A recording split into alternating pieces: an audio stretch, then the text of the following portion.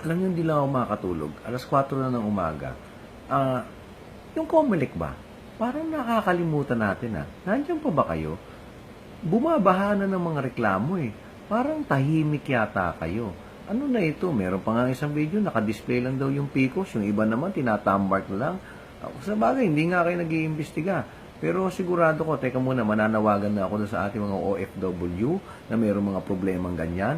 Humanap po kayo ng abogado. I-formalize niyo po ang inyong complaint. Alamin niyo kung paanong legal na mag-complain dito. Kung hindi, sigurado ko, nasasabihin na naman sa inyo ng COMELEC, mga isolated case yan, hindi po totoo yan. Gagawin na naman tayo mga bugok at tanga na ang pakiramdam nila ay palalabasin lang tayo mga hindi naiintindihan ng mga sinasabi.